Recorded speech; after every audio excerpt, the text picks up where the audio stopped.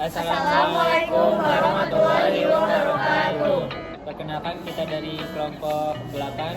Nama saya Muhammad Akbar Senopati, NIM 208. Nama saya Muhammad Reynal Rabani, NIM 193.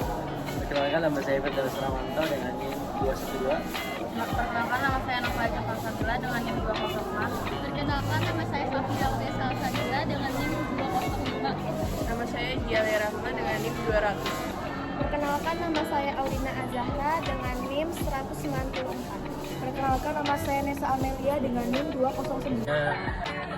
Di sini saya akan menjelaskan pengertian sapi gelonggongan. Sapi gelonggongan adalah sapi yang diberi minum secara paksa agar bobot sapi lebih berat.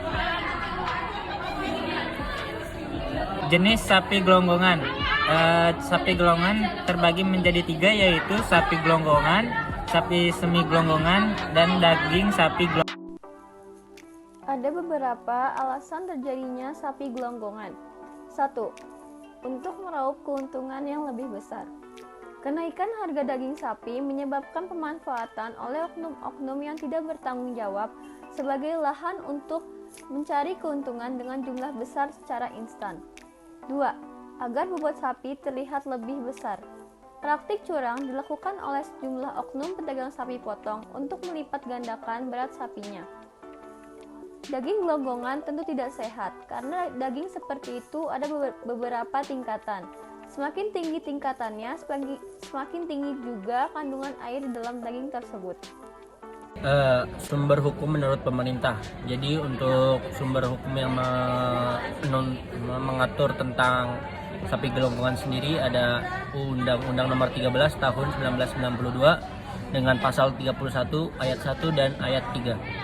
Kemudian nomor 2 ada Undang-Undang Nomor 7 Tahun 1996 tentang pangan pasal 4 ayat 1, dan yang terakhir ada Undang-Undang Nomor 8 Tahun 1999 tentang perlindungan konsumen bab 4 pasal 1.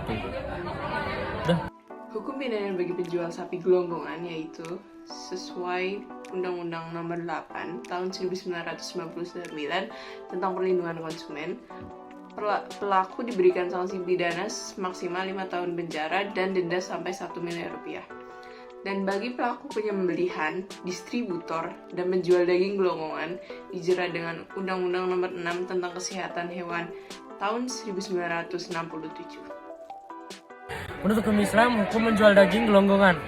Qala Allah Ta'ala fi kitabihil karim fi suratin Nisa fil ayati 29, ya ayyuhalladzina amanu la ta'kulu amwalakum bainakum bil batil illa an takuna tijaratan an taradhin minkum. Amin. Wa la taqtulu anfusakum innallaha kana bikum rahima. Amin. Yang kandungan dari surat ini An-Nisa ayat 29. Pada surat ini Allah Subhanahu wa taala melarang hambanya untuk tidak mendapatkan harta dengan cara yang batil. Hal ini mencakup harta yang dihasilkan dengan cara paksaan, pencurian, perjudian, atau pencaharian yang hina.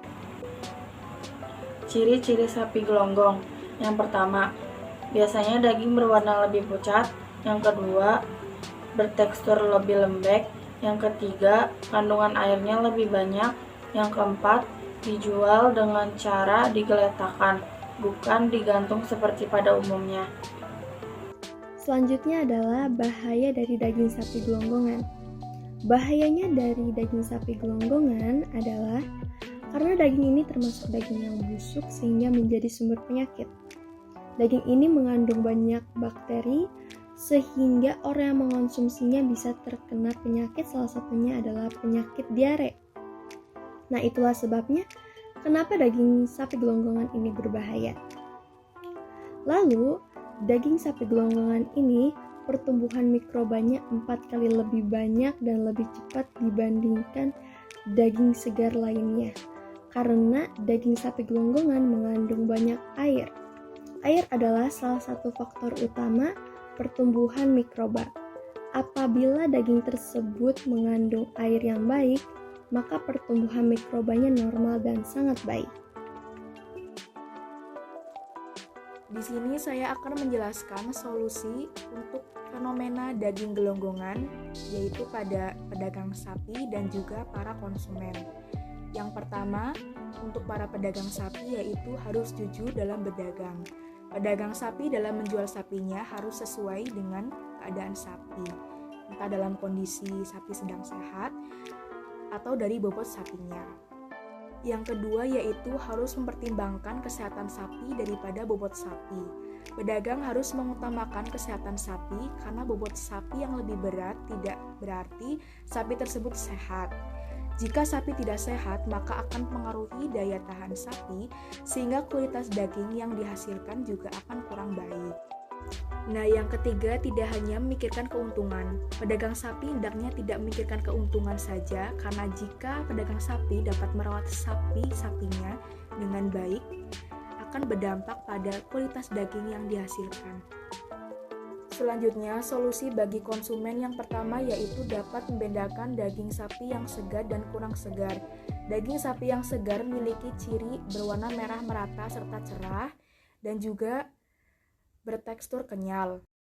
Daging sapi yang kurang segar memiliki ciri bertekstur lengket dan berlendir, berwarna pucat.